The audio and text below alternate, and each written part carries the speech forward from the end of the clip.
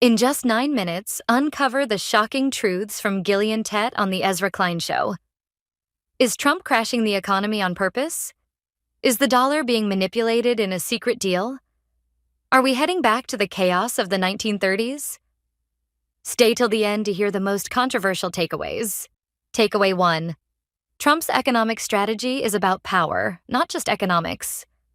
Donald Trump's economic policies are not just about making trade fair or bringing jobs back to America.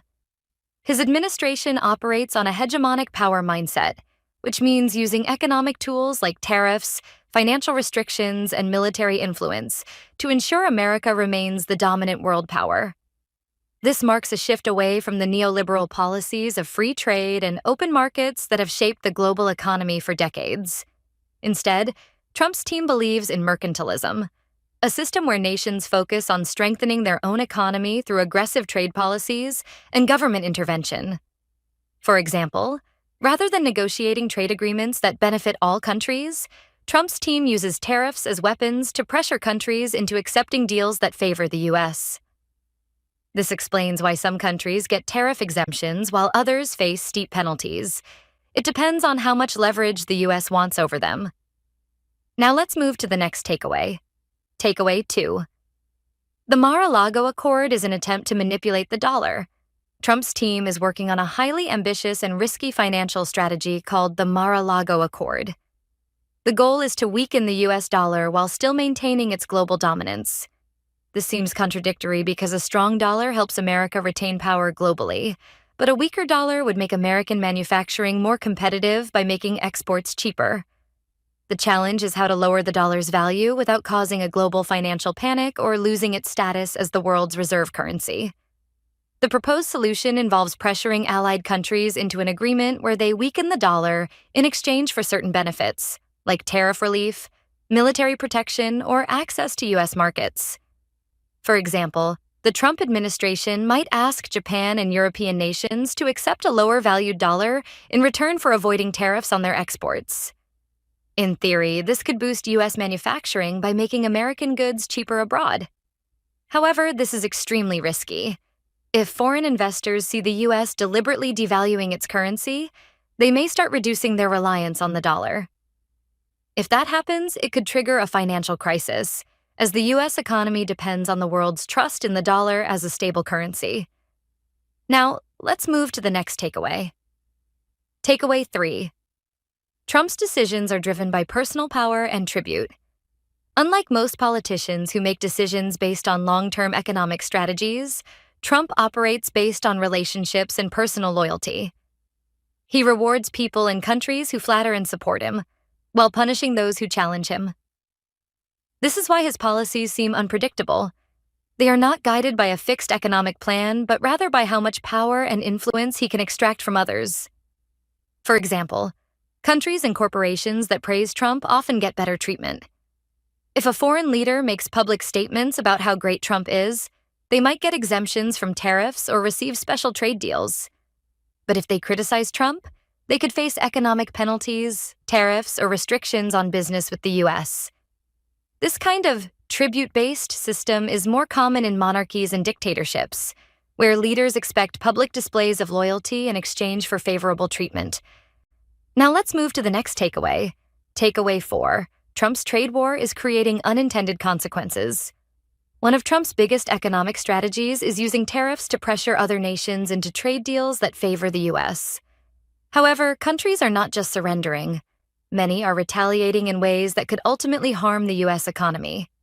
For example, Canada was expected to be heavily damaged by Trump's tariffs, but instead, his attacks revived the struggling political career of Prime Minister Justin Trudeau. Before the tariffs, many Canadians were frustrated with Trudeau's leadership, but once Trump began attacking Canada, public support for Trudeau skyrocketed as people united against a common enemy. This kind of nationalist backlash could happen in other countries too. If America continues to use tariffs aggressively, it may push foreign governments to form alliances against the U.S., reducing American influence in the long run. Now let's move to the next takeaway. Takeaway 5. The stock market is no longer Trump's priority. During his first term, Trump paid close attention to stock market performance and often adjusted policies when markets reacted negatively. This time, his administration seems willing to let markets suffer in pursuit of their economic vision. For example, in previous years, if stocks fell after a trade announcement, Trump would quickly backtrack to reassure investors. But now, his team is telling businesses to prepare for a detox period, meaning they believe some economic suffering is necessary before achieving long-term benefits.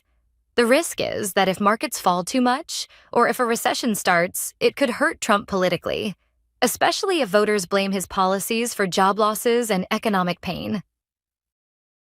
We're halfway through the video. Thank you for sticking with us this far. If you're enjoying it, please give us a thumbs up and share it in your WhatsApp groups.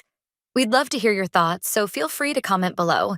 To see more videos like this, make sure to hit the subscribe button. Now let's continue with the video. Takeaway 6. Trump's tariffs are confusing businesses and investors. One of the biggest complaints from businesses is that Trump's tariffs are highly unpredictable. They are announced, removed, delayed, and then reintroduced, making it difficult for companies to plan for the future. For example, a company that wants to move production to the U.S. needs stability. But if tariffs on imported goods keep changing, businesses may hesitate to make long-term investments. This hurts Trump's goal of bringing back American manufacturing jobs, because companies need clear and consistent policies to make investment decisions. Now let's move to the next takeaway. Takeaway 7. The bond market is America's real weak spot. Trump's policies could trigger a financial crisis in the bond market, which is far more dangerous than stock market crashes. The U.S. government is borrowing at record levels, and rising interest rates are making debt more expensive. For example, the cost of paying interest on U.S. debt is now greater than the entire defense budget. If foreign investors, especially China, stop buying U.S. bonds, it could cause a financial meltdown similar to the 2008 crisis. If investors lose confidence in America's ability to manage its debt, the U.S. could face a severe economic crisis that affects global markets. Now let's move to the next takeaway. Takeaway 8. Other countries are preparing for a post-U.S. world. Many U.S. allies are quietly reducing their dependence on America, preparing for the possibility that Trump's policies could make the U.S. an unreliable partner. For example, in Asia, many financial managers are secretly shifting investments away from U.S. bonds and looking at alternative currencies. If this trend continues, it could weaken America's global economic dominance in the long run. Now let's move to the next takeaway. Takeaway 9.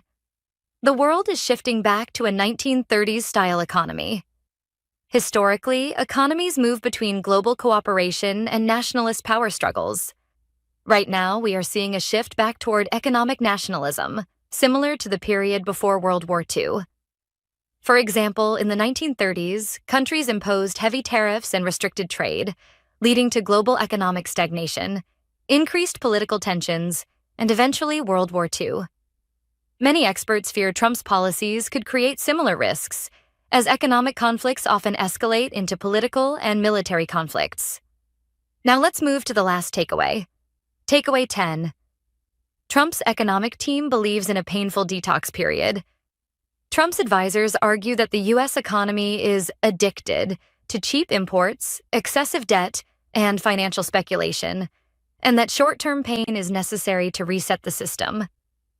For example, they believe that if the U.S. endures economic hardship now, it will emerge stronger, more self-sufficient, and better prepared for the future.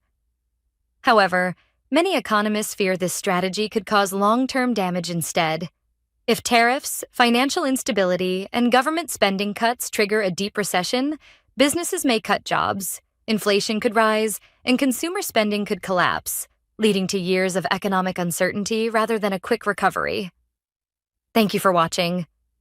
If you enjoyed watching this video, please leave a like below and share this video in your WhatsApp groups. You can also discuss about this video by commenting below. To get more such videos in your timeline, press the subscribe button below.